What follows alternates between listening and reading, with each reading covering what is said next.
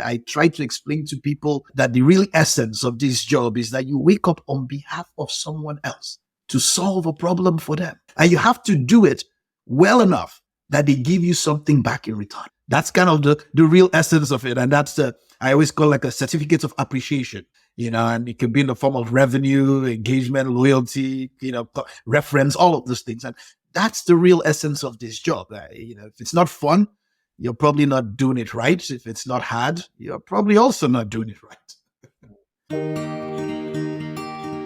Today, my guest is Christian Idiodi. Christian is a partner at Silicon Valley Product Group alongside Marty Kagan, who, when he introduced us, called Christian the most interesting man in the world.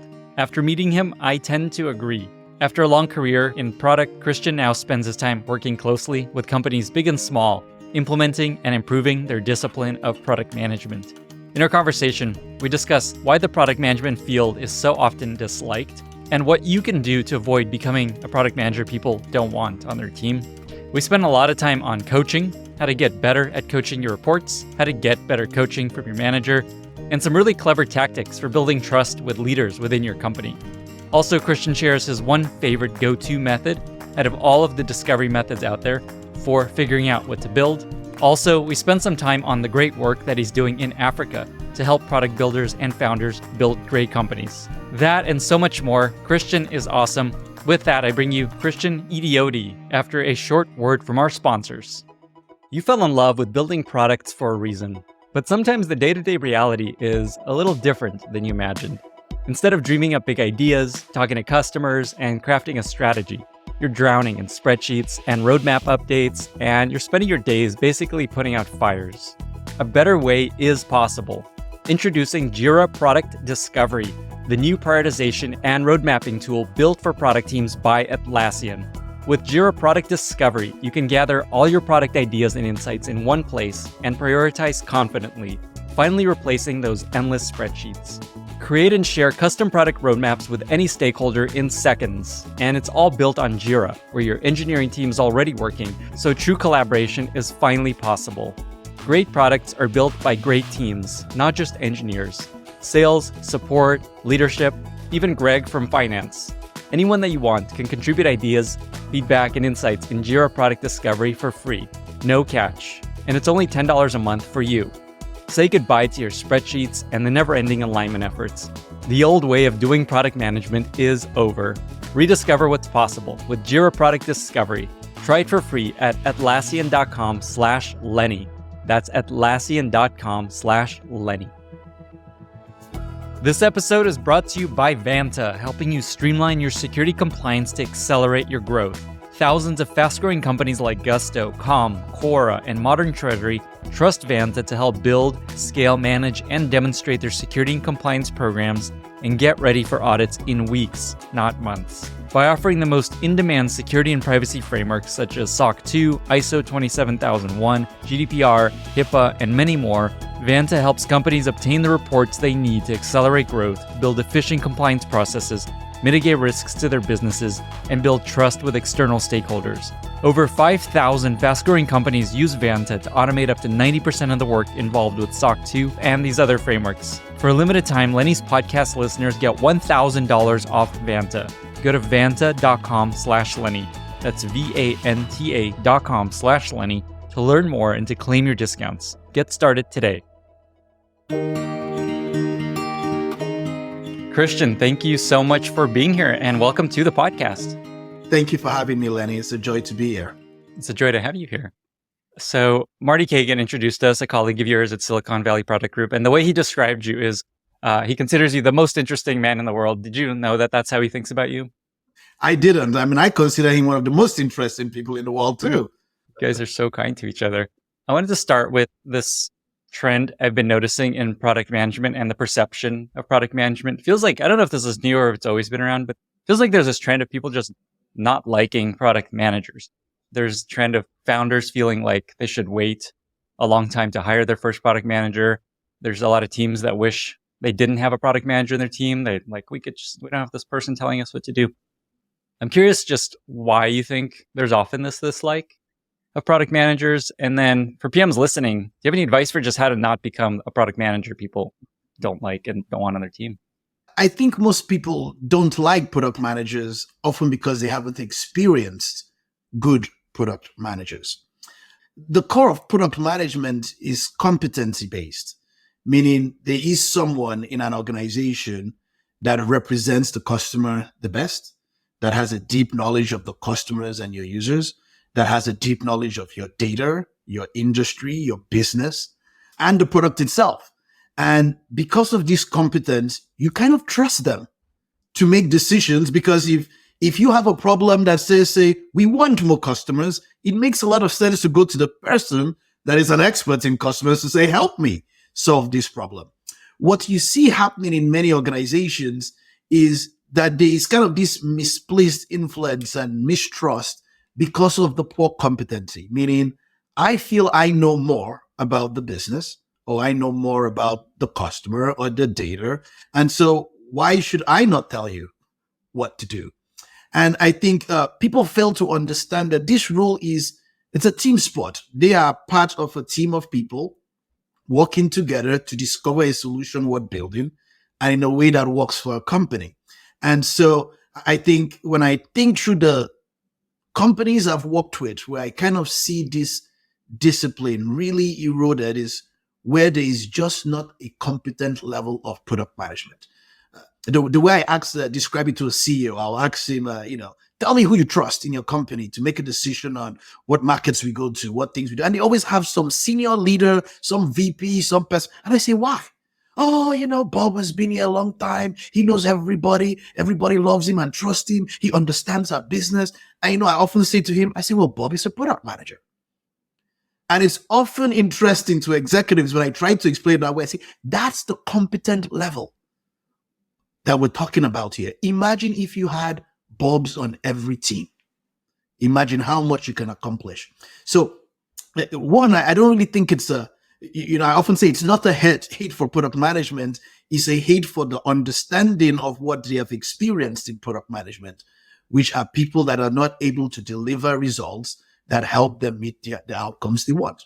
So if I were advising product managers, I often say, look, when we see sales or executive-driven product management, when we see these alternatives to product management, it's not a cultural knock or a leadership knock. It's really on the individual, and the discipline has to elevate itself to a place that it earns the right to make a decision on what we do.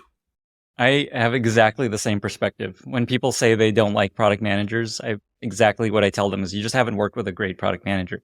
Like, a great PM makes everything easier for you. If you want to be a PM, people would hate to lose on their team. I would never want to lose Christian on my team as a PM.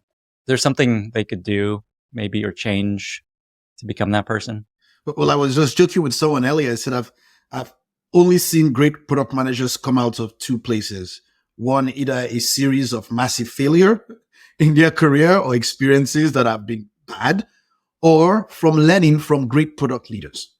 The reality of this kind of role, it's kind of like if you have all kinds of ways. Maybe you're like on a spot, like a quarterback on a team.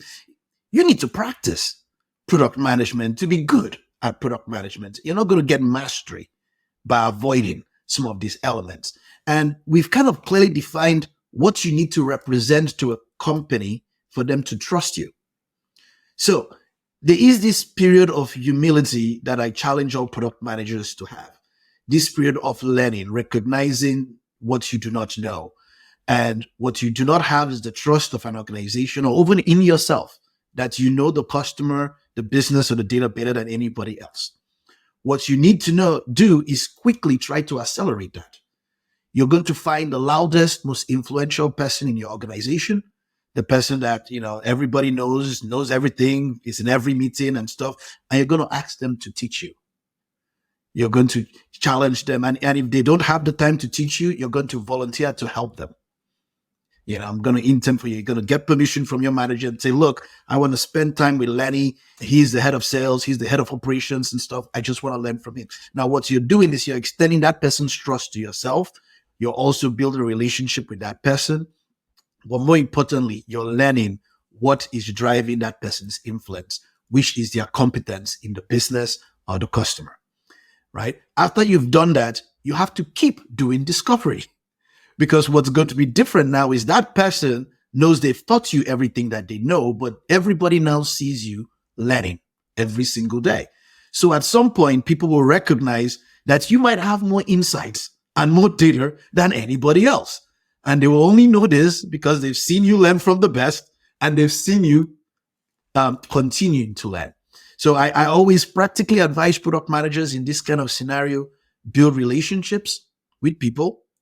You earn the trust by asking them to do two things. One, you're either going to teach me or I'm going to help you, right? And you're going to build relationships there, gain experience with them. You've got to immerse yourself in a deep understanding of the business and the data.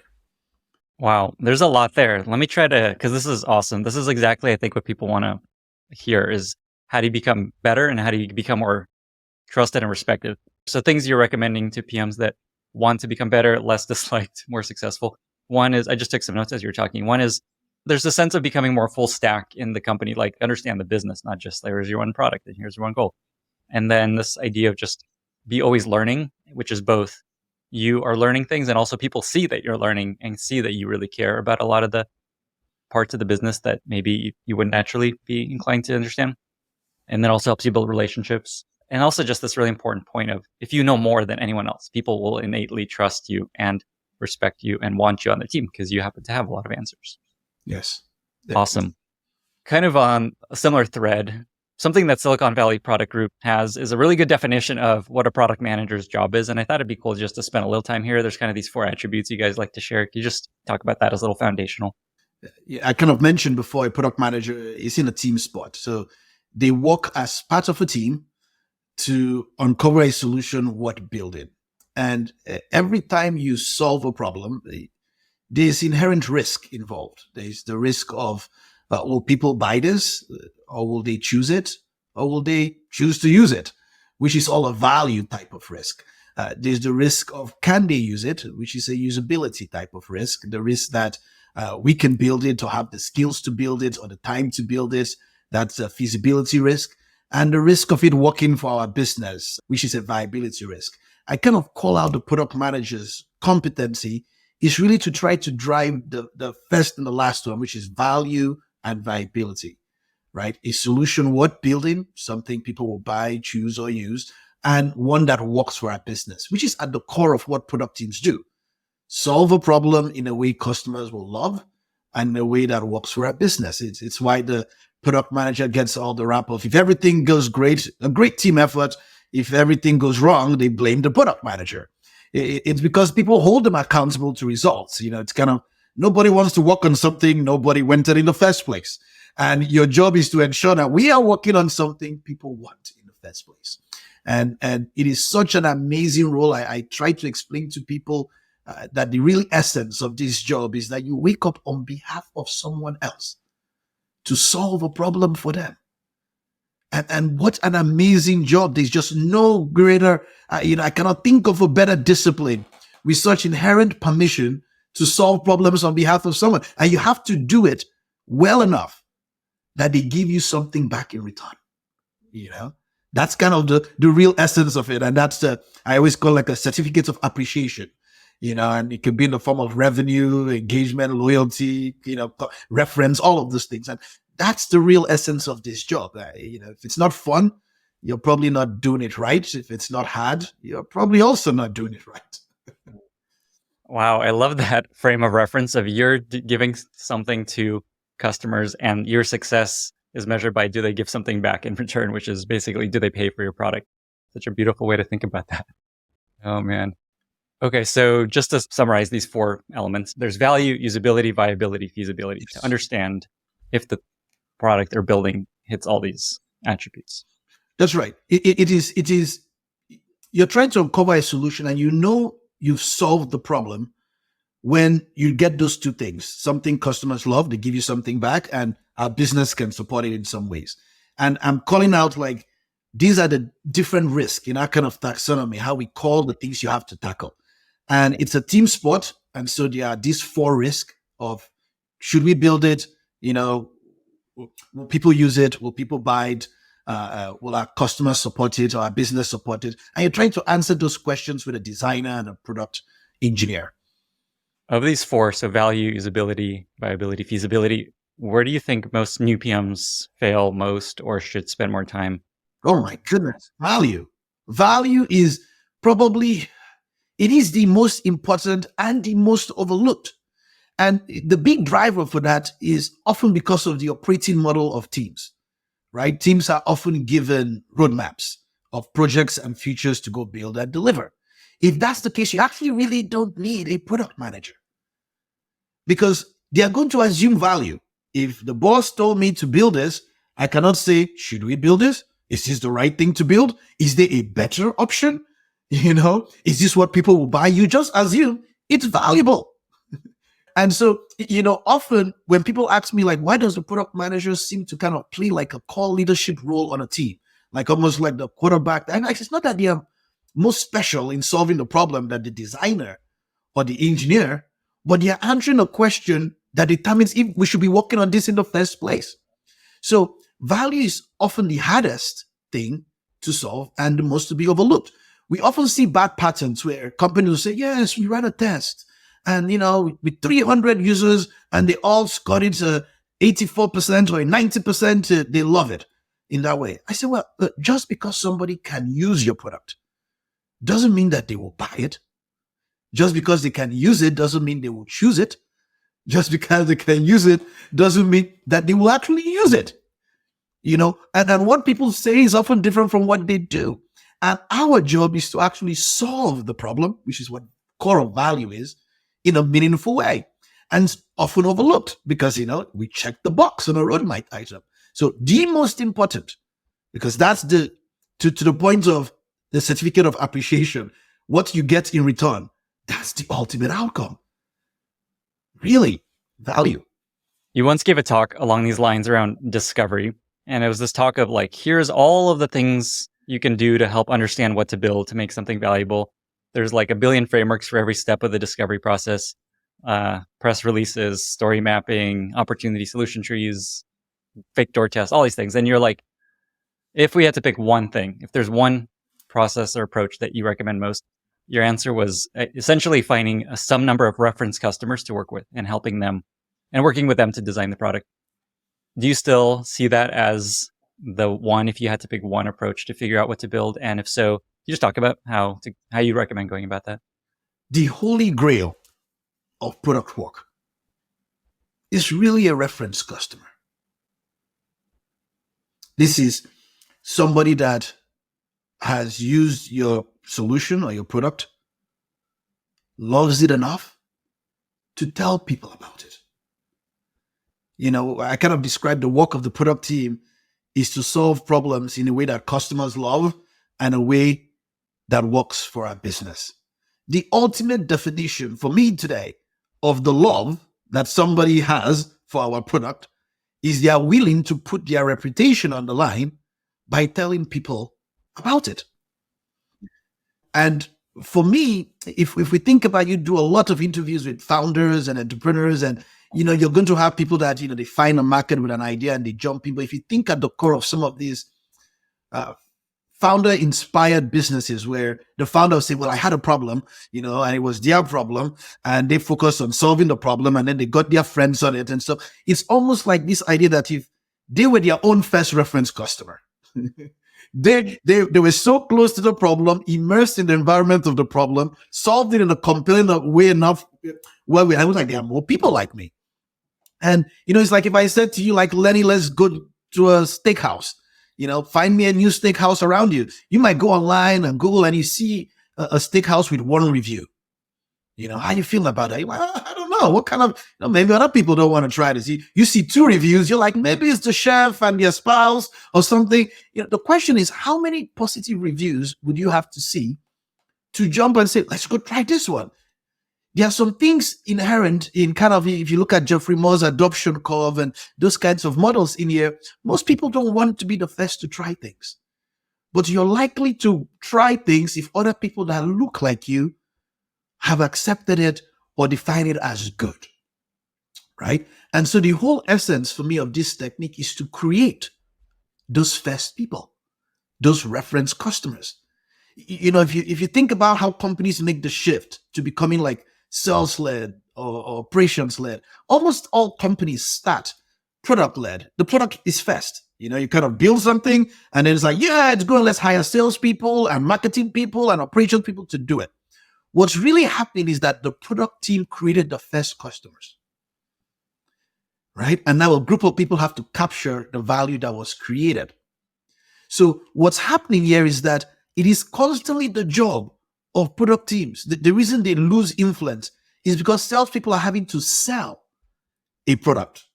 You see? So they are like forcing back, I need this and I need this. But if you came to me and said, I want to buy steak, and I say, let me show you 20 people that look like you that recommend this steak. My job as a salesperson is very easy. I'm just like, hey, you should eat here. Everybody that is like you that loves steak, they all eat here. So product teams fail at this contract to an organization when they don't create powerful reference customers. So it's by far my favorite technique. And the way this technique works is you want to discover and deliver and develop who has the problem, the customer. I want to discover who has the problem. At the same time, discover and deliver a solution to this problem. The idea here is that if you really want to solve a problem, you need to get out of your building. Go spend time with someone that has the problem and don't leave until you solve the problem. People talk about why we had such a record time to the COVID vaccine. Sure, technology has improved. Our research has improved. But if you think about it, we had the highest number of volunteers for vaccination in the history of any vaccine in the history of time. Why? Did we have to look for someone with COVID? Like, no, they were literally all around us. Like, we were all, like, the research was immersed in the environment of the problem. They could start. And so this is often what I call, it's almost like a pressure cooked discovery in some ways. If you truly, truly want to solve a problem, get out of your building. Get out of the assumptions. Get out of the opinions. Immerse yourself. Find someone who has the problem. Stick with them until you discover a solution for this problem. And you're going to do that. The part of why I love this technique, the two biggest reasons, I think the first is if I cannot find a certain number of people that have this problem, my goodness, it might not be a problem worth solving. I have never had a product failure using this technique. If I were to credit, goodness, I think the last count, I'm up to like 205 products I have worked on or participated in creating, in my career. And I tried to build a new product every year from scratch. It's kind of a crazy thing about me. My friends know what I want for my birthday is a problem worth solving. And I like to go from idea to revenue, in a certain point. And I test all of these techniques in this way. And everybody knows my favorite technique is if we find a problem worth solving, we need to uncover a solution. For B2B, I want 6 to 8 references. For B2C, I want, maybe 15 to 25 references as an indication that we've achieved product market fit. Just to be clear, you said you still work, like you build products yourself and you practice this. Okay, and you've built. Okay, what's like a recent product that you built? I didn't know this. So I do a lot of work in Africa now. Work Nigeria is like a job board that helps people. We do kind of a job board HR placement and advisory too as well. I'm actually even working on another app around the NDA and protecting high assets individuals in some ways. So, kind of every year I find a problem like that worth solving, and I, practice doing the work of discovery with a team of people. That's amazing. I see this unraveling of the most interesting man in the world is happening little bit by bit. We learn more and more about you. Okay, amazing. So just to kind of summarize some of these points, which are really great, and I've never heard it described this way before. So basically a really effective way to understand how to build something people actually want and solve real problems is this idea of pick reference customers. And I really like this word reference, which is not just they're going to help you build a thing, but they're also become a reference to future customers because they end up loving it because you built it for them and they love it. Your advice is find 6 to 8 in B2B space, 15 to 25 in B2C.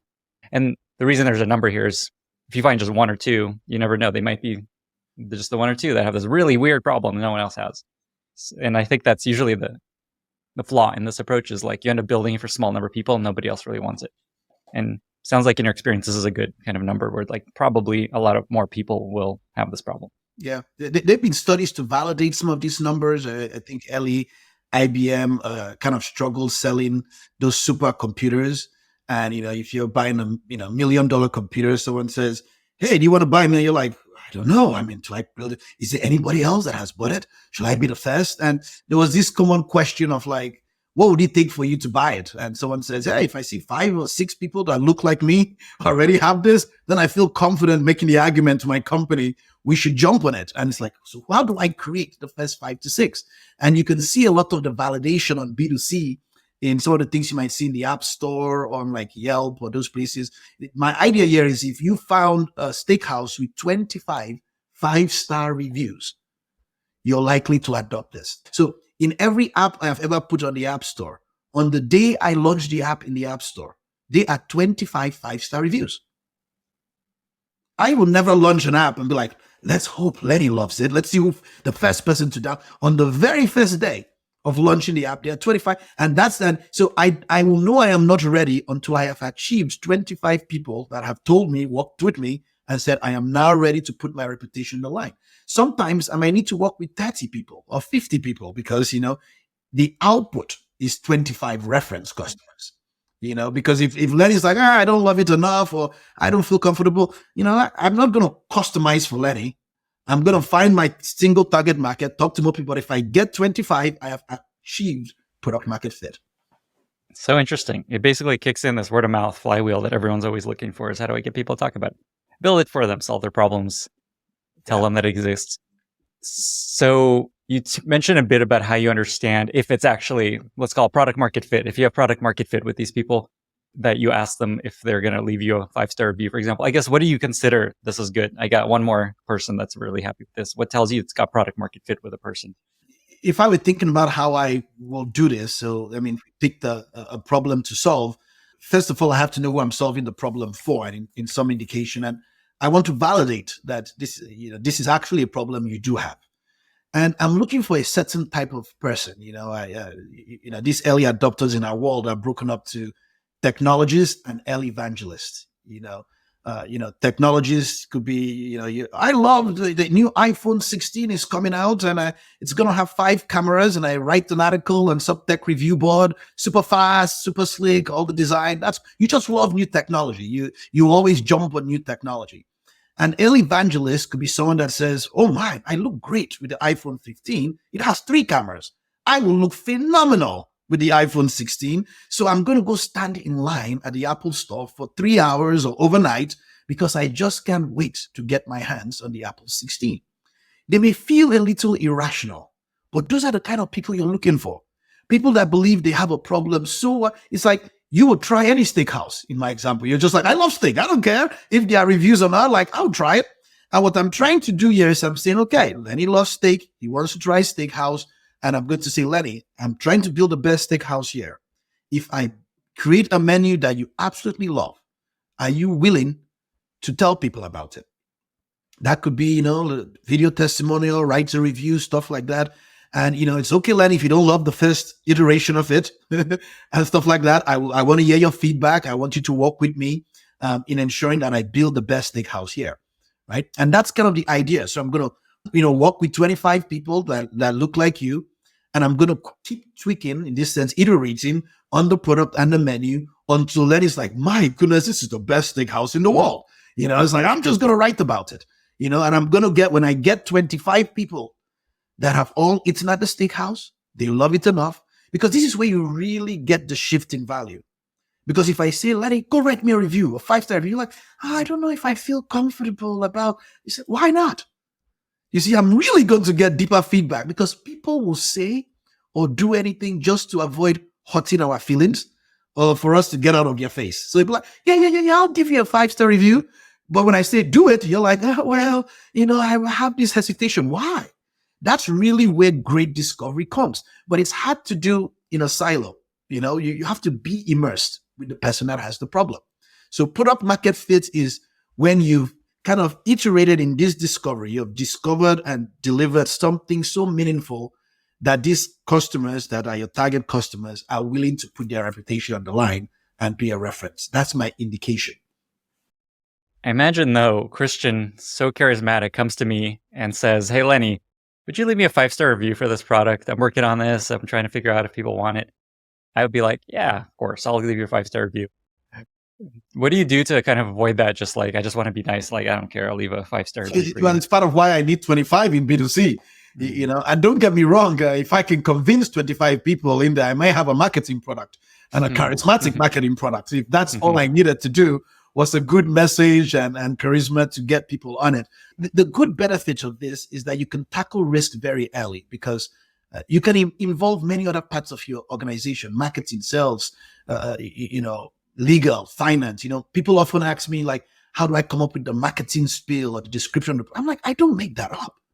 If I ask Lenny, what do you feel about this product? And he says, well, it's cool and it's, very sleek and very nice. The marketing department may say, we don't like those terms.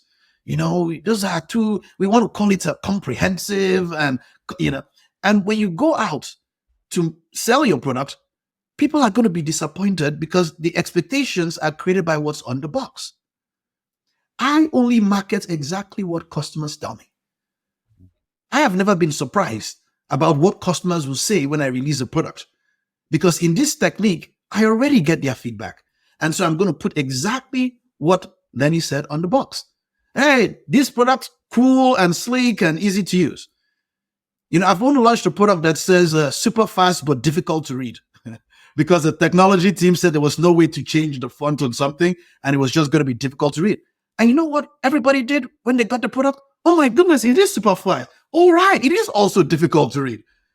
It matched their expectations in some way. So what I do here is I learn how to sell the product with this technique. I learn how to market the product because I have real people that at the time, we're not making assumptions. What's the best way to market this? I will ask Lenny, how would you find this? Does this language resonate with you? Does this properly describe the menu? See, so that's kind of what you're doing when you use a technique like this. It feels heavy to people, but that's kind of part of the practice of it. If you do this a whole lot, you get really comfortable at working with your customers to solve it. But for me, the fact that you will not have a product failure because you have a natural pivot out, meaning if I can't find 25 people that love steak, why in the world am I building a steak house? So if you don't find enough people that love this problem and are willing to work, you just like, this is not a problem, we'll solve it. But more importantly, you really start to it's the fastest path to product market fit, the clearest definition for me, because I know when my product is ready. When I've dotted those I's and crossed those T's in that way. I think your point there of recruiting is itself a huge signal is really important. Like, can you find people that have this problem and care enough about this problem that they're going to talk to you and spend time exploring this thing that doesn't exist yet? I think that's super interesting. And then I think another key part of this is it's one solution that solves many people's problems, that it can't be like a bunch of different things for a bunch of different people, right? That's right. If one person says, I don't want this, wants this, another person wants this, you don't do it. That's how you know you do the minimum, right? All 25 have to want the same thing. If one person's out, you just don't do it at all. And the reason that's powerful is because if I come to you and I say, hey, it's missing this feature. I say, well, yeah, 25 people that look like you that are very happy without it. You see, that's how, if you think about what you do in a review, you see the 5 stars and you instantly like, oh, that's good enough. But if you have a question, what do? You kind of double click on the review to read. And that's how people get convinced. There's this social influence of like, well, Lenny's cool. He likes the steakhouse. I should like it. He's fine with this not being there. So I should be fine with it. So your references are super powerful in more than any company in influencing consumers on what they should choose or not choose. Basically, Stripe builds new products exactly this way. They find new customers that have a problem, and they work with a very small number of customers to build a product for them. And that's how a lot of their new product. I think Rippling works like this too. So I think this is a really good lesson for everyone listening if they're trying to build something new. Is there an example that comes to mind that would be, interesting to talk through of something you built that you worked through this process? Oh boy, I tell the example of kind of solving a problem when I was at a staffing company, Snag a Job. They do hourly jobs and help people find kind of their first job or an hourly job. And I actually get a call here from the head of global staffing. at Starbucks. Now, he called me. You can see the benefit of this technique because, I'm the person he calls when he has problems. I've used this technique with him at a previous company. He didn't even know I was at a new company, and he calls me up and he says, Christian, I have a problem. I said, well, don't we all have problems? I said, well, we just bought a bakery in the San Francisco Bay Area. And as we're doing the paperwork to kind of take over this company or this acquisition, we realized that close to 800 of the employees may be undocumented workers, and I said, wow, that does sound like a problem. It's like, yeah, imagine if this breaks out in the news and all of that. But more importantly, we still need to get all the paperwork. So all these people are going to quit and we will have a new bakery without employees. And my first question to him as a product guy is like, wow, would you give me $1 million to solve this problem? And it's like, no, seriously? I was like, 300,000. I'm throwing out numbers. He's like, maybe. I said, wow, you have my attention. I kind of go to my CEO. I tell him to call. I grab a designer and an engineer. I just say, hey, look, I'd love to work on a little project with you all if you have some time. I kind of debrief them on the call. Now, the first thing I have to do is to try to define the problem, identify problems. What really is the problem going on? Yeah, we're breaking it down. We're talking through this. We say, well, at the end of the day, Starbucks needs to hire like 800 people quickly because, we can't fix getting everybody's paperwork, but they're going to lose these people and they need to hire those quickly. I say, well, who else has this problem? We're trying to try out guests. I'm like, what are we talking about? Let's go out. Everybody jumps in my car and we start driving around. And this is where we're doing our product work from. We're talking in the car, just out of the building. We see a new construction site for a new McDonald's kind of coming soon. And we are curious. We're like, well, let's go find out. We start talking to people on site. Fortunately, the operations director is on site. And we ask him, we say, tell us about opening up a new McDonald's. He says, well, do you know we need like 120 people on opening day? We're like, whoa, for McDonald's? I mean, really 120 people? He's like, yeah, do you know that most of the people in this industry don't show up to work on the very first day? And every day we're in construction, we're losing money. So the second the bathrooms or restrooms are done, we want to open up. We're like, wow, we didn't think about this. New construction, a new store opening, they need to hire a lot of people quickly. So I said, thank you very much. I gave him my business card. He gave me his. We jumped back in the car. We just kept driving. We went to the mall. We started talking to people there. We talked to a manager at Macy's. And she said, oh, look, we hired 20,000 people in the holiday season. We're like, Macy's? Yeah, it's like nights, weekends, shipping, stuff like this. We started hiring in the summer because of how painful it is.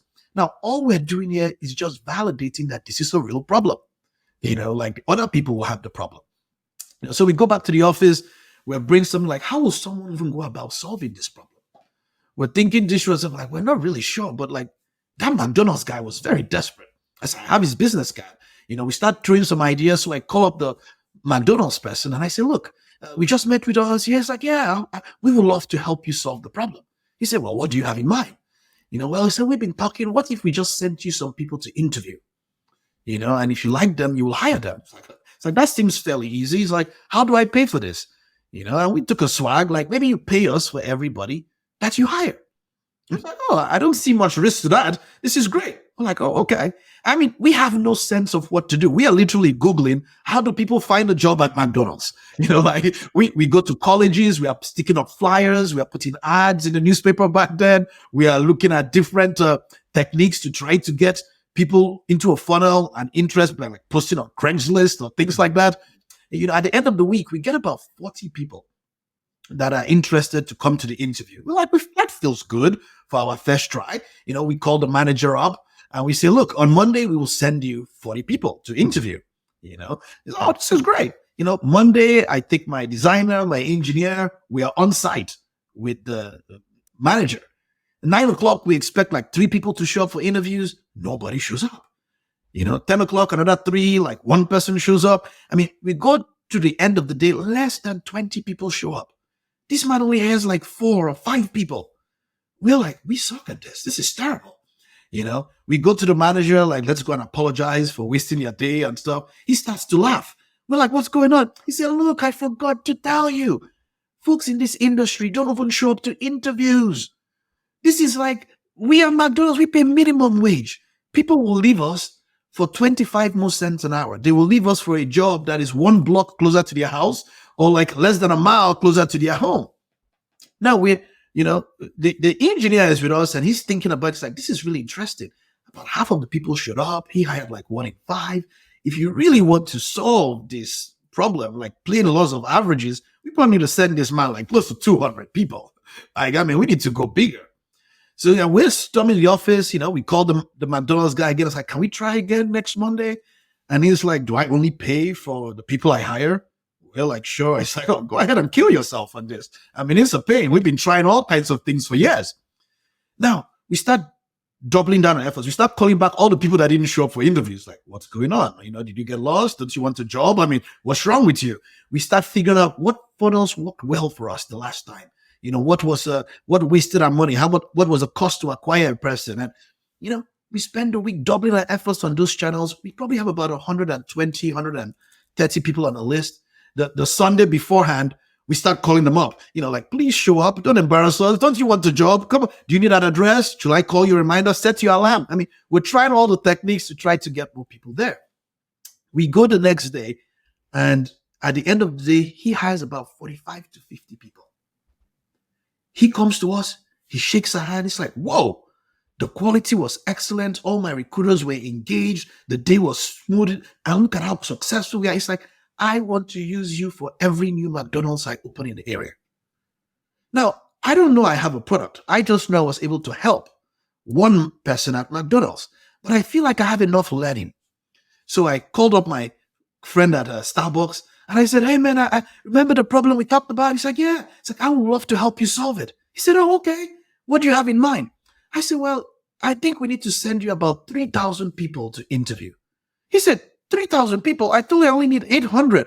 I said, in this industry, most people don't show up for interviews, right? He said, oh my goodness, you know our industry well. I like this. I'm going to tee this up. I think we'll give you this contract.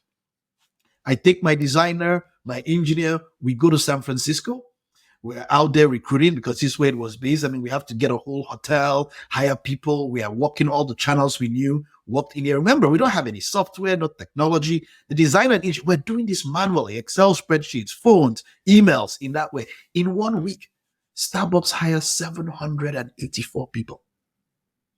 I get an email the next Monday morning from the contact at Starbucks. He copied Howard Schultz, then CEO of Starbucks. The email read, "These guys just saved our butts." I sent it to my CEO, but then I said, you know what? I only know now I can help a McDonald's and a Starbucks, but that doesn't mean I have a product, but I now have enough of problem definition. I reached out to the head of marketing, the head of sales. I said, tell us who has this problem you've come across, because we need to work with more people to try to uncover a solution that is scalable, maintainable, reliable, or works for our business. Weirdly enough, the next opportunity we had was the Los Angeles International Airport. They were opening up a new terminal, and they said, we need like 200 people to manage all the stores in the new terminal.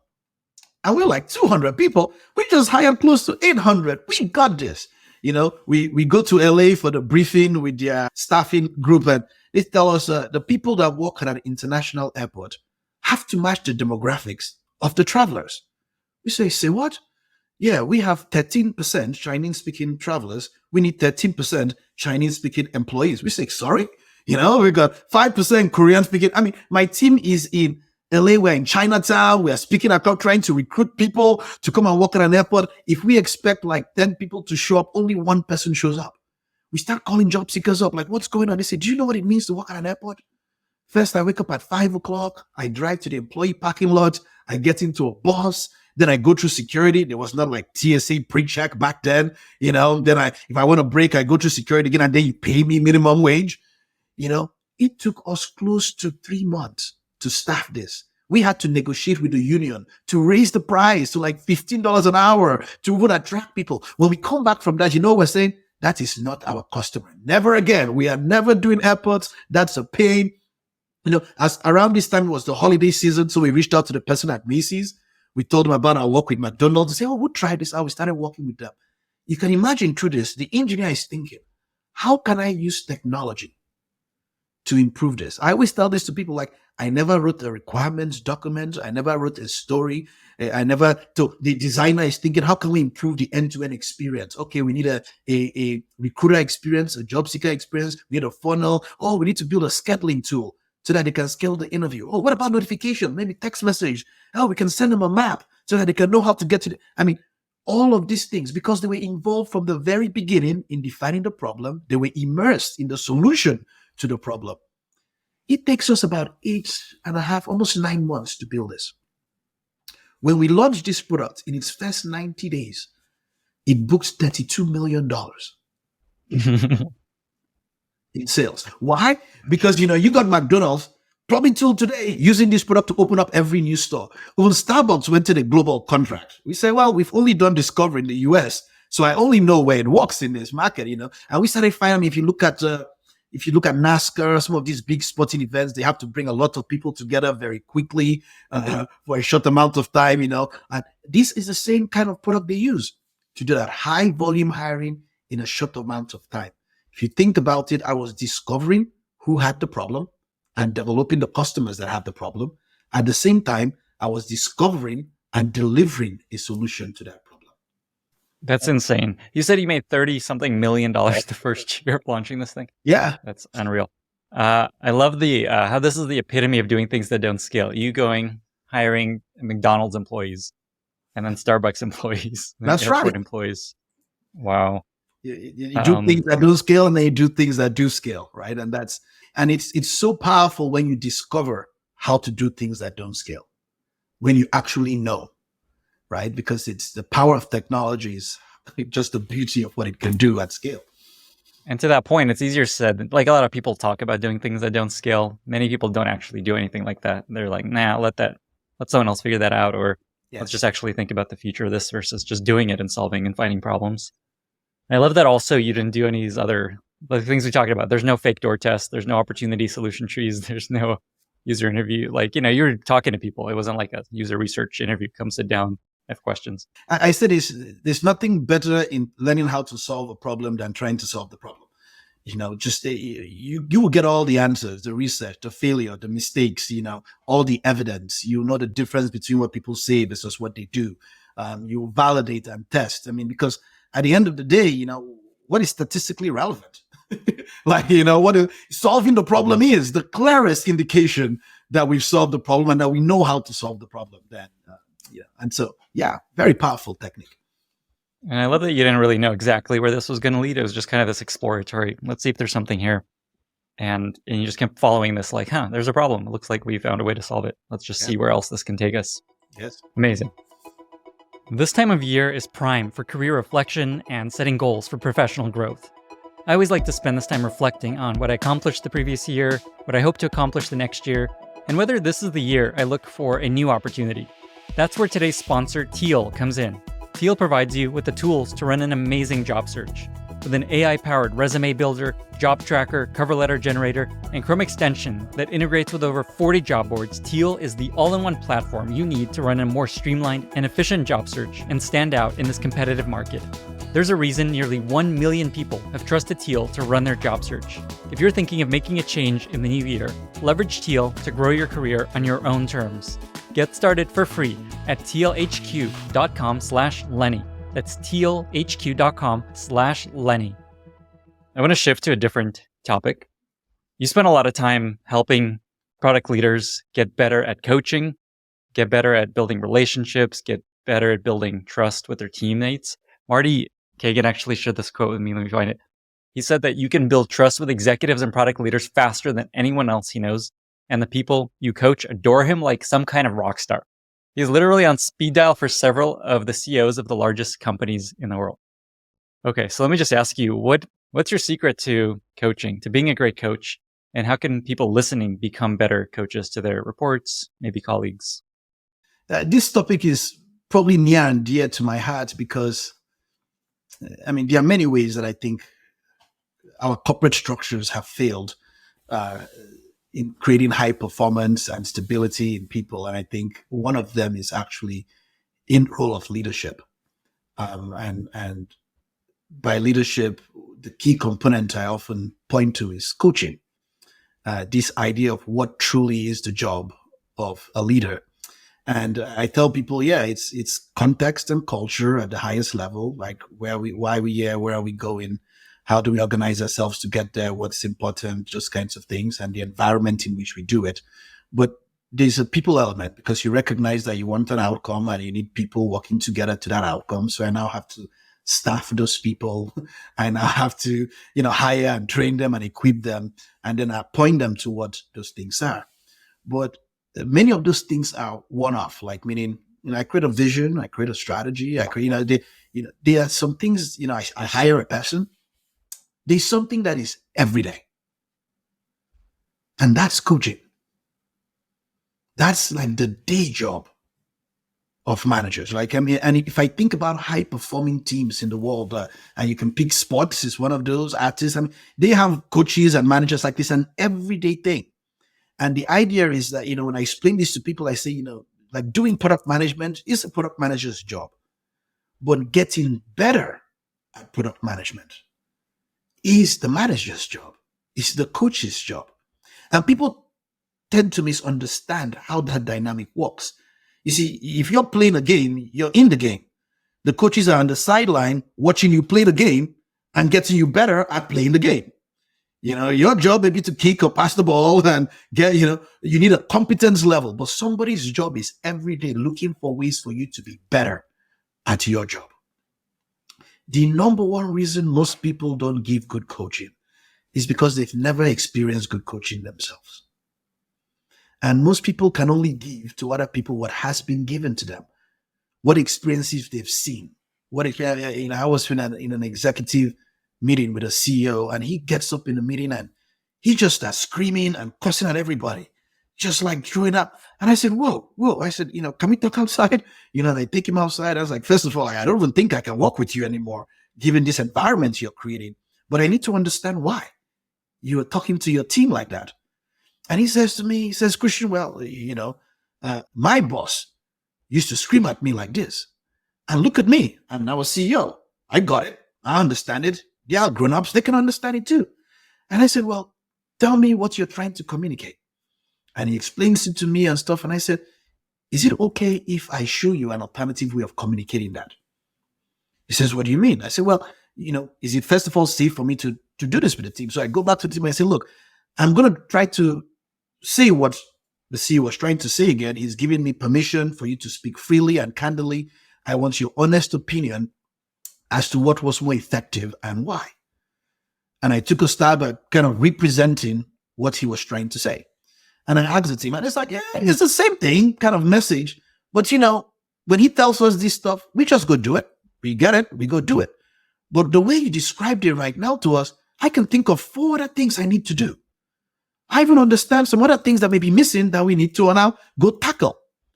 And, the CEO is kind of like really taken aback. And it's kind of in some ways, he has never seen an alternative. And he's never seen if an alternative be effective. Most people need to see something, then they need to do it before they can even teach it. In some ways, the biggest examples. Now, I'm teeing this up because I need to make a very strong argument for people understanding coaching. And in some ways, I probably did not know, that I was probably good at coaching. I coached my kids in soccer for like 8 years, and we always like won the championship, my boys team, and I had like long waiting list of people. And I thought I had a fundamental flaw in understanding it, because when my kids were all like 4 years old, when you have the kids run around the soccer field just kicking the ball anyway, my team always had like plays. They all had strategy. So, yeah, winning games like 10-0, other kids. And I thought, I'm like, maybe I was born in another country. I didn't know you were just meant to let them play.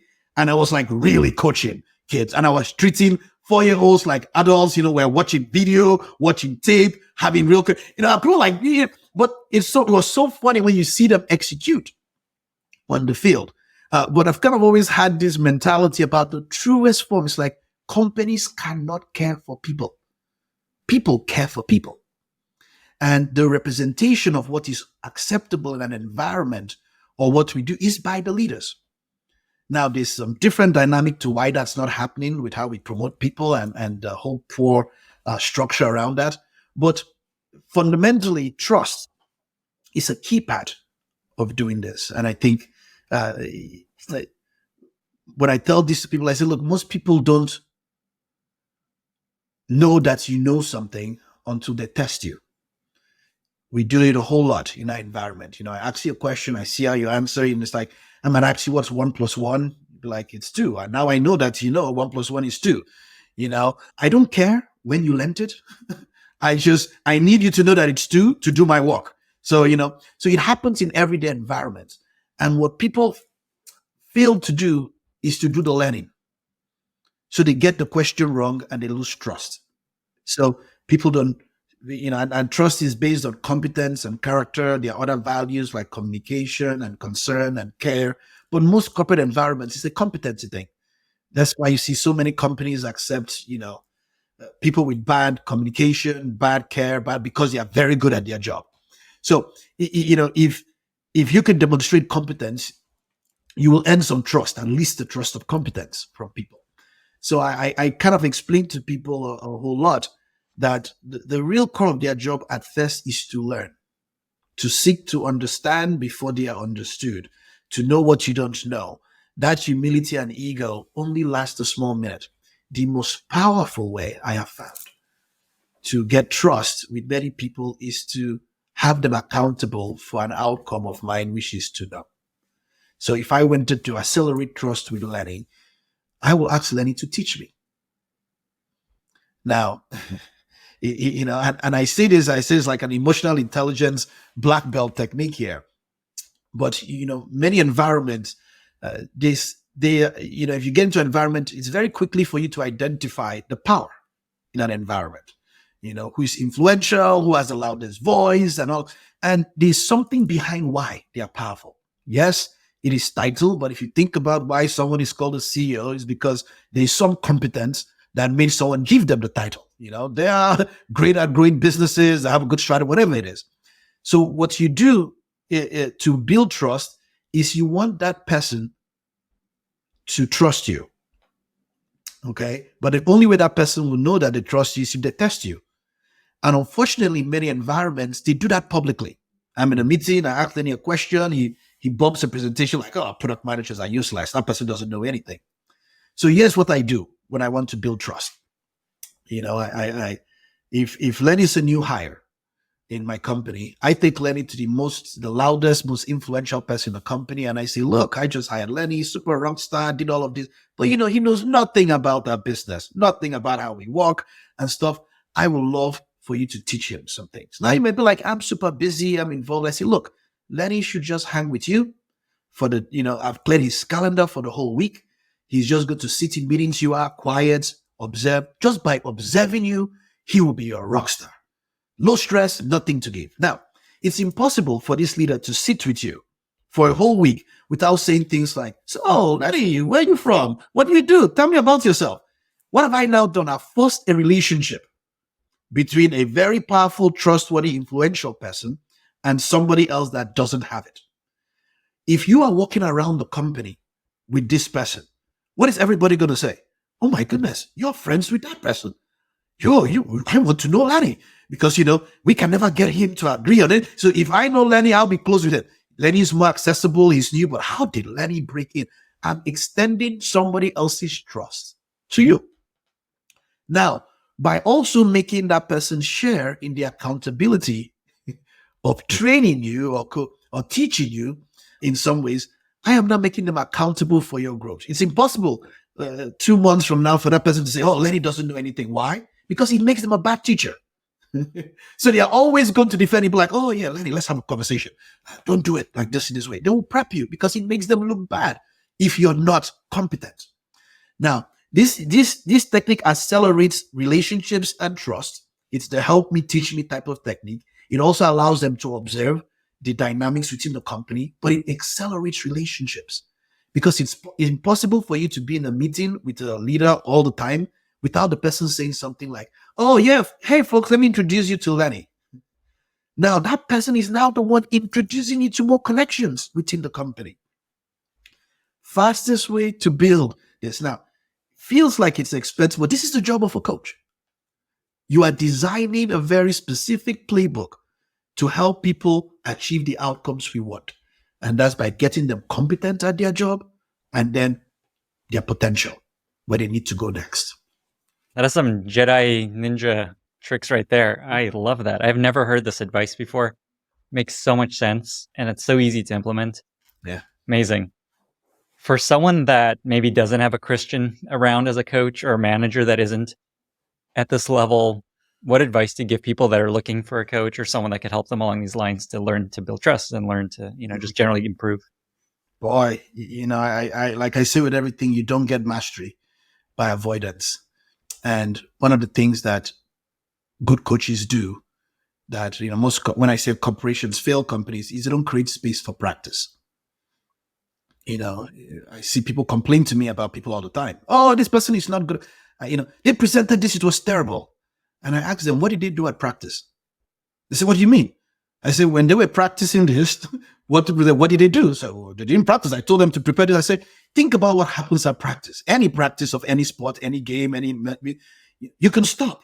You can make corrections. You can give feedback. What you do at practice, you do in the game. Product management is a what-time, game time kind of role. Every day is what. So when do people practice?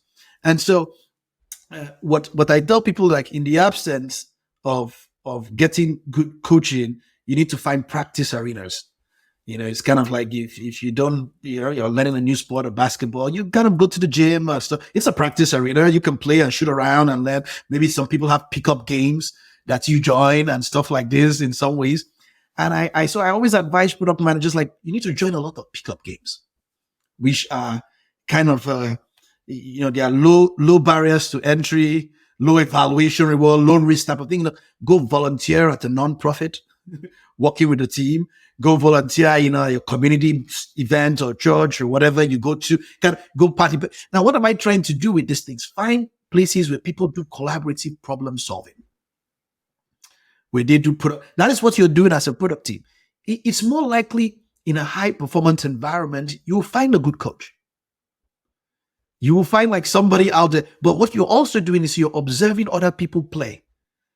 Most people learn a lot of skills by, you watch TV like, oh, I like that move. And then you go to the gym and you practice that move. You see what you do? So it's like you're seeing, then you're doing it in some ways. So you need to see good product work so that you can do good product work, so that you can teach good product work.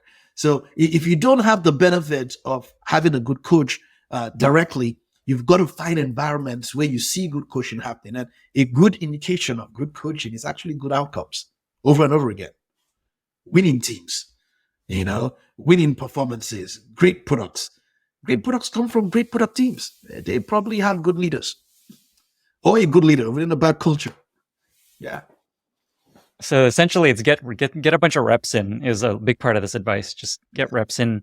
And I think what you just said is such an important part of it is collaborative problem solving is the key thing to look for. I was going to ask you how you recommend people get into product management. I imagine this is a very similar answer. It's just find opportunities to collaboratively problem solve. That's right. And I differentiate that because, there are all those guys that I know I'd like to change a light bulb, or they can work individually or tinker and stuff. And I kind of differentiate that problem solving from the people that are very good at working with other people to solve a problem. And there are so many of those pockets. You're getting reps in. When you're talking to, you've heard those people that just tell you stories of them working on a problem, and I can see how they will help me. They know how to use data. They know how to use insights. They're not afraid of talking to people. How are you going to get those reps? Because you come into my company and ask you a question like, I really don't know. Where do I find? But if you've done the problem solving with a team, sometimes you may not even know how to get the answer, but you know who to go to get the answer. That's a gift too. I love that so much of your advice comes back to being the person that knows the most or has learned the most, or is even looking like they are spending the time to learn the most, which makes so much sense. The people you want to entrust are the people that happen to have the answers and that you trust will know. Yeah. It just makes sense. Something else you talk about is people getting promoted too early, leaders getting promoted too early, not doing well. They end up blaming others when really they were not actually ready for this new position. Can you talk about why you think that happens, and then just how maybe as that person that might be in that position right now feeling like, oh shit, maybe it's not my fault? I don't know how to make an appeal to corporations on this one. It's probably it's a similar appeal in the light of coaching too as well. Most people are promoted to a point of incompetency or so, but I kind of describe the dynamic this way. It's kind of like, Lenny is a fantastic engineer. If you think about it, he wins Engineer of the Year awards. If you go to the office, his picture is on the wall. Everybody knows him. He high five. He's feeling good. But it's like 1 year, 2 years, maybe 8 years in, Lenny's feeling like, am I really growing in my career? Am I really challenged in my career? He looks at the engineering career ladder. The next role, from his senior engineer role is engineering manager. The leadership team, HR, they look at the same thing. That's true. We love Lenny. We don't want to lose Lenny. We need to promote him. And the next step is engineering manager or product manager, however I want to use the role here. And so we do what? We promote Lenny. He feels good at the moment. Yeah, congratulations on your promotion. He posts a nice post. We're like, yeah, we're going to keep Lenny there for a long time now because he's promoted. Now, Lenny has never been a manager in his whole life. He's never interviewed people, fired people, even coached people, or had done any of those things directly. After a couple of months, Lenny starts to recognize an interesting pattern. Nobody is clapping for him at company meetings anymore. In short, they've taken down his picture from the wall because he's no longer an engineer. He's a manager. So he's now somebody else. He's now the engineer of the year. They're clapping for him in the meetings. It's like, he doesn't feel recognized or seen anymore. He's just the guy now behind the scenes and that kind of thing. Then, a couple of weeks go by, then they have a big engineering problem. And you know what Lenny does? He jumps in and he solves the problem. Lenny did not recognize that his job has changed. His job is no longer to solve the problem directly, but to get a team of other people good at solving problems. This is because you're a great engineer, but not a good manager.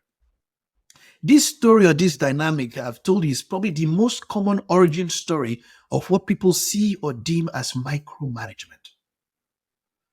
In many cases here, this individual knows how to do engineering. They don't know how to do engineering management. They don't see the shift in their dynamic being changed.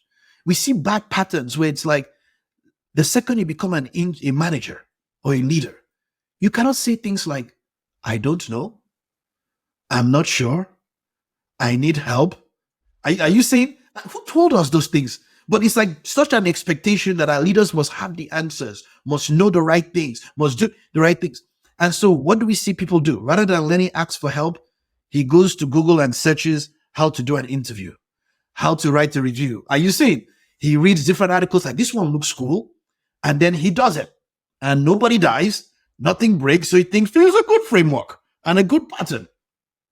And, we have this dysfunctional culture of everybody doing different things, whatever works for anybody. And, and that is the cycle that repeats itself. Now, a person that works for Lenny sees that he used this framework and thinks it must be a good framework. My boss did it. And you see how that cycle repeats itself. Because Lenny didn't actually get coached to be a manager. If you ask anybody that works for me, they will come to me and say, oh, I need to get promoted to be a director. You know what I say? I say, go be a director. You don't need a title. Let me tell you what a director does. And you're going to work with me over the next couple of months to do those things because I am promoting you to do the job, not to learn the job. You see where it falls apart in promotions? We promote people and it's like, you're now a VP, do VP things. And you're like, oh, I have never done VP things before, but I cannot tell people I've never done VP things because it makes me look incompetent, but I see the job description, I should do some VP things. What did my last VP do? Those things are you saying? But the best place to learn how to be a VP is when you're not a VP. Because that's when you practice being a VP. That's when you get feedback because then when you become a VP, you have done those things before. It's like, why is the first time you've done an interview when you're now a VP? Come in and do an interview with me. Observe me do an interview. Ask questions. See what works. Get feedback.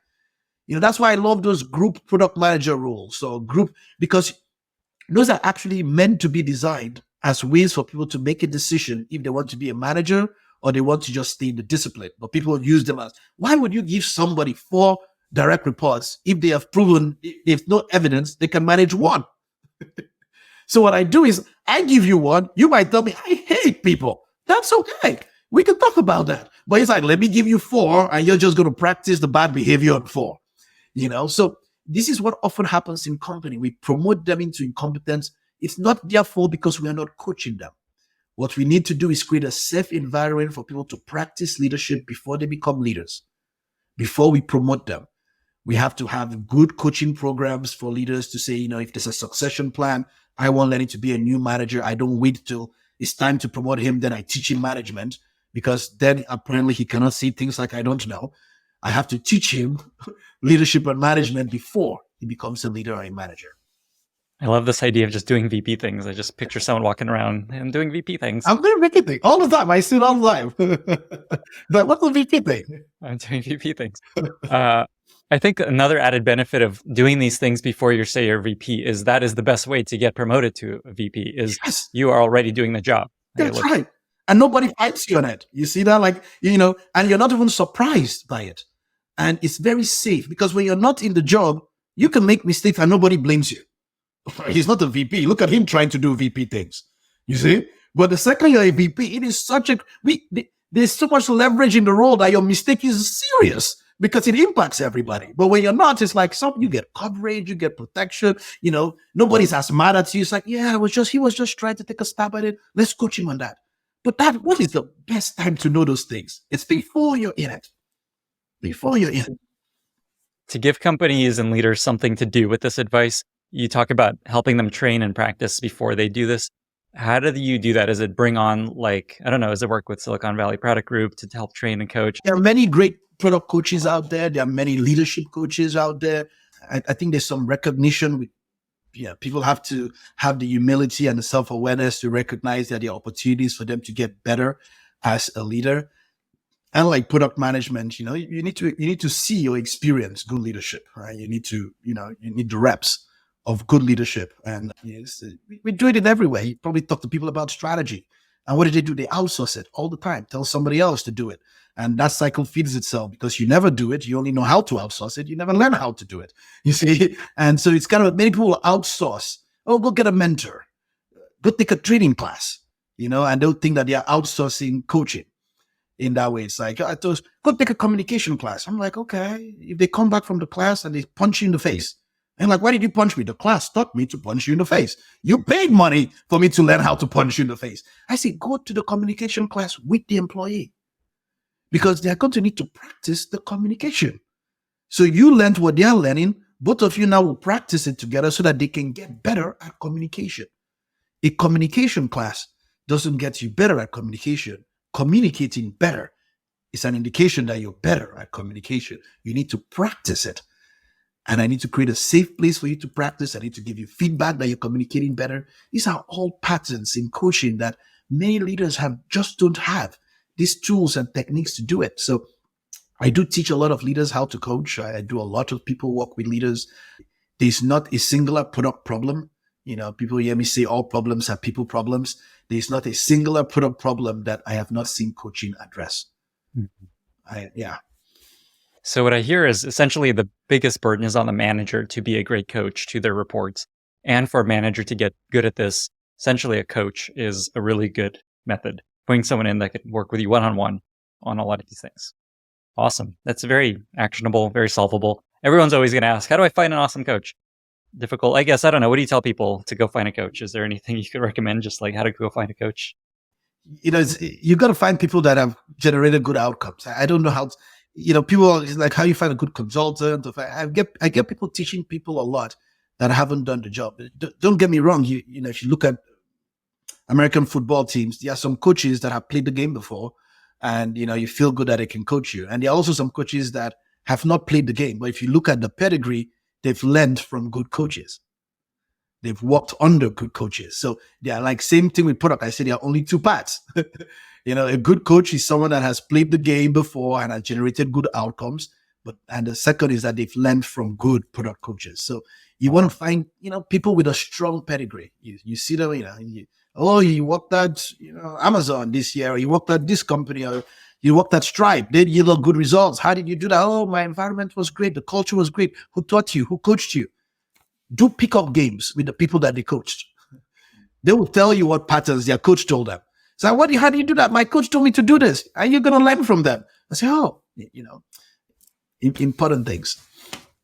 Amazing. Okay, final area I want to spend a little time on is the work you do in Africa.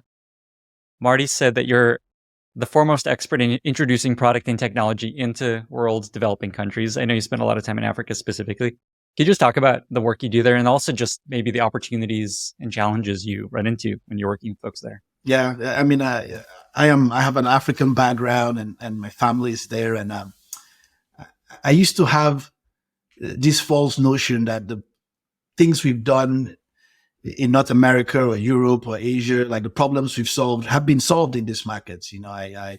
I remember, talking to someone in Africa years ago, and he said to me, "Oh, we just got a new job. Where did you find the job?" It's like, "Oh, I found it in a newspaper." I said, "The newspaper? What do you mean find a job?" I was like, I remember participating in solving that exact problem in like 1998. I was working with the team to solve that. And I had this false assumption that because I solved it here, of course it's solved everywhere. And I started to see patterns like this in Africa where they just two things were trending. One, the poor use of technology and enabling technologies to solve problems. And two, the difficulty in actually solving problems in these markets, in these emerging markets. And one of the things we take for granted, I always tell people the government is probably the biggest public-private product platform in the world. In all countries, they all have this because they provide the infrastructure and the architecture that is enabling for people. Imagine if you were trying to code and you didn't have power. Now you're thinking there are markets where you have to solve the problem of getting power before then getting access to a computer and then getting access to the right type of software to be able to code something. I mean, look at all the different things. So you have to solve many problems just before you can start to solve the problem in a meaningful way. And it's a very big reflection of the dynamic in Africa. The second pattern of what we see is because of this challenge, I see two things. One, people make a lot of money on a problem than from solving the problem. There's this whole society that people are very good at walking around problems. We've got an electricity problem, we'll just buy generators. We got a road problem, we're going to buy bigger cars. I was doing a talk at a conference and I was driving that and I saw a Tesla with a portable generator at the back of it. They will stop and, charge the Tesla and they keep going on the road. In some ways, that's a whole society, but it's never been a society that didn't have creative people. Just an amazing, tremendous amount of talent. And it's a very young population. I talk to people all the time. I say, look, someone told me, well, Africa, 7 of the 8 most underdeveloped places in Africa, in the world, are in Africa. And I said, well, they were talking about the discovery of the internet. It's like less than 30% of Africa has discovered the internet. And I tell them, wow. And we created 7 unicorns from that. Imagine if 50%, 75% discovered the internet. We need to understand the opportunities, the youngest population, the fastest growing, some of the fastest growing economies in these markets. Some of the problems are so basic, and the opportunities are so huge. And so I had to kill all these assumptions. One, that I needed permission to come into to solve problems there. And two, that we didn't have the means to equip and educate people. So we don't have a talent problem or a resource problem. What the biggest opportunity I've found is to really empower a continent with enabling technology and the mindset and the skills to be able to leverage technology in solving problems. So this led to me starting a nonprofit in Africa, the Innovate Africa Foundation, and we are kind of committed to this education of people on the continent, this enablement with technology. We did our first conference last year, the Inspire Africa conference. It just blew my mind. I'm so humbled when I could see 1,000 people from 31 different countries in Africa come with a hunger and an eagerness to learn how to do product work, to learn how to do and it's not cheap by any means for them to do that, and what moved me the most is looking at the future generation. We had a 13-year-old and an 11-year-old in the workshop. The 11-year-old was a robotics engineer. The 13-year-old was a CEO of a small startup that keeps healthcare records or a leader. And I'm like, if I can help these people learn how to do product well, this is the whole generation for Africa. This is the future of people that want to leverage technology in a meaningful way. So I spend a lot of my time in Africa, coaching, advising, and teaching teams how to use technology, how to do product, how to organize themselves as product teams, how to solve problems, and really to kind of create a boldness within the continent for them to go after problems and solve them than, walk around the problems or make money on them. If people want to learn more about this, maybe support the work you're doing, what's the best way to find out more? You can visit the nonprofit website. It's innovateafricafoundation.org. You can follow our work on SVPG or the inspireafricaconference.com. I know I will be doing a lot more. Next year in January, I am going to be launching a fund, the Innovate Africa Fund, and I want it to be a fund funded by the product community for Africa. It's an angel investment fund. One of the problems I recognize is that so many of the startups, they are not ready for institutional investment, and they are forced into it in some ways. They say, people are giving up a lot of equity when they just need cash flow. And so I really want to focus on a fund for the community to enable people to get product market fit in those markets. So that will be launching in January. I will probably do an announcement about it. I'm super excited about that work and to really try to promote more of product-centric thinking on the continent. Amazing. You should call this fun reference customers or something along those lines. Yeah. If the goal is to help them find product market. That's right. They'll be learning a lot of that. Christian, is there anything else you wanted to share or leave listeners with before we get to our very exciting lightning round? I've always made an appeal to the product community to really have a sense of what they do beyond the job of a product team or product manager. And I always try to encourage people to see that, like, at the very core of what you do is really solving a problem. And that's creating, when you do that, create value in the world, you're making a dent in the world, like people that participate in trying to make things better or trying to solve problems. And we should not shy from that definition of our job. It might feel like a fluffy one. It might feel like too lightweight. It's not like meaningful. But I think when people take to heart that that's really what the essence of product is or product work is, they bring to work a different passion. They bring to work a different sense of empathy. They bring to work a different sense of customer centricity. And all of those things lead to good outcomes. So I always make that appeal to product people as like, yeah, all the frameworks, techniques, all the stuff. Just think truly about what you're trying to do. You're trying to care enough about a problem to solve it on someone's behalf and do it so well that it gives us something in return. I really love that last point of just that's how you know if you build something people care about, they give you something in return. And one of those things could be actually telling other people about it. That's right. That's your point. That's our reference customers. Yes. Amazing. Well, with that, we reached our very exciting lightning round. Are you ready? I don't have a choice. Nope.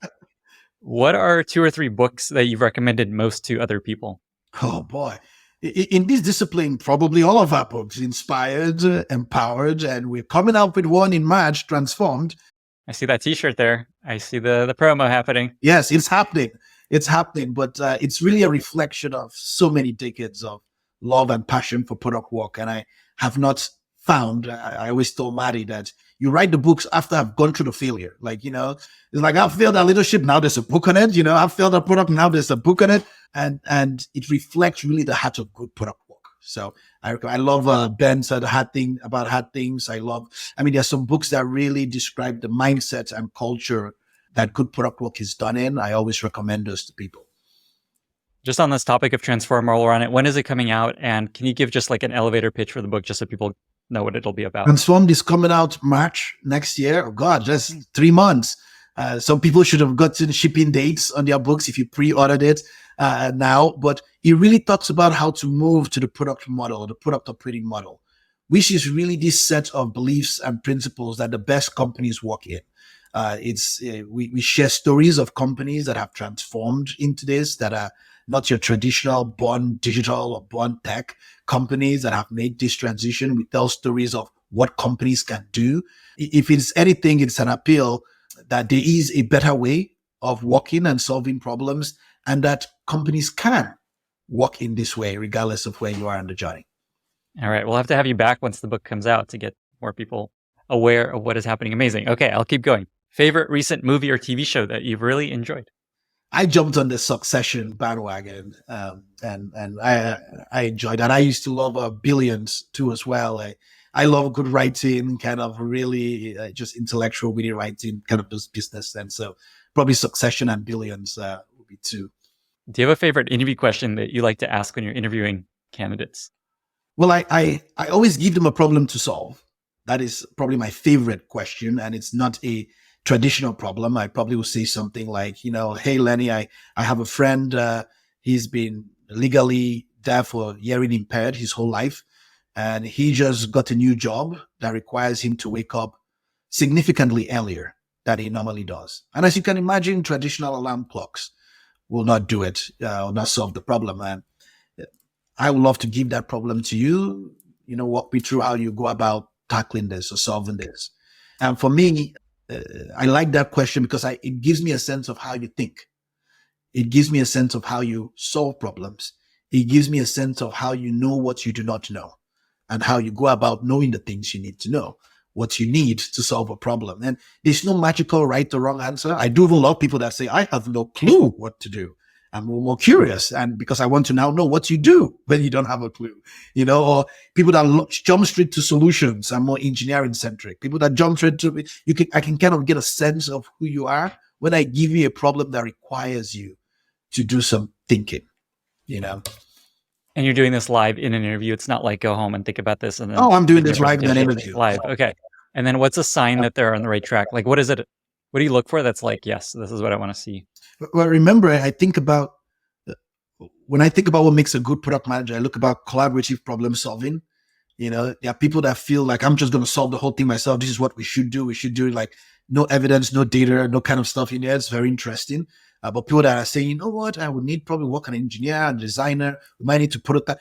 So I look for intellectual curiosity in some ways. People that have probing questions in their head.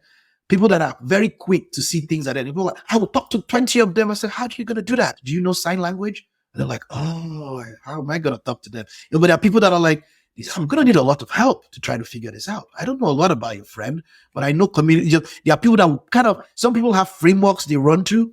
It exposes that, if they are married to one way of working, or, it's more about knowing what you can't know. I'm looking for empathy, humility, in some sense. It is a competence thing because I can coach a lot of things, but that arrogance, that ego, those kinds of things, I work alone, like those things are very, very challenging and disruptive to a team culture.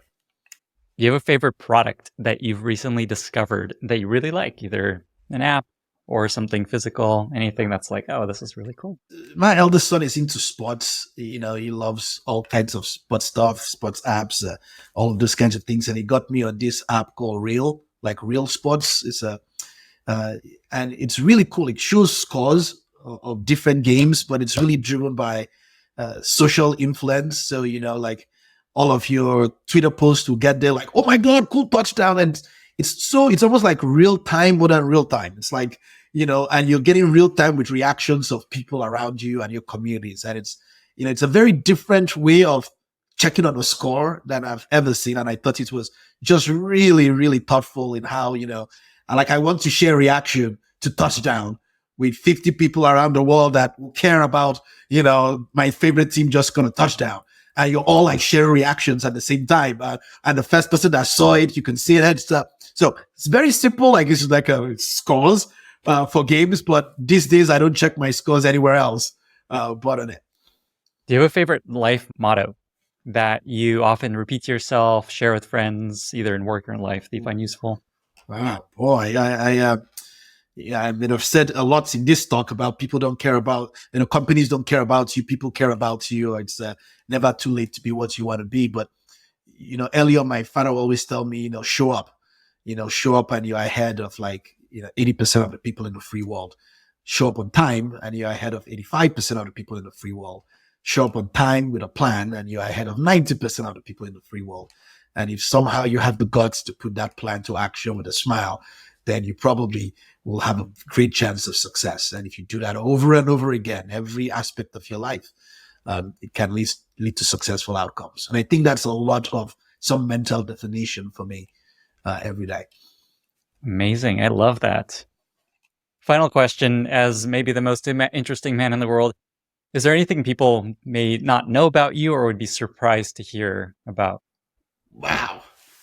I hope there are no more surprises about me in that kind of case, in that way. But I went to a gifted and talented school. I was out of my house at 12, and I went to kind of boarding school, and I've kind of never been back home since then. So I've kind of been on my own. But we're kind of in the middle of nowhere, probably 8 miles from any form of civilization and stuff, in the middle of the jungle. No water, no potable water, no electricity. So you kind of had to get water yourself, generate your own power. Probably the most interesting time in my life to shape my worldview, kind of surviving at 12 to 16 on my own in the middle of the jungle. So very intriguing part of my life. Very different from your life these days.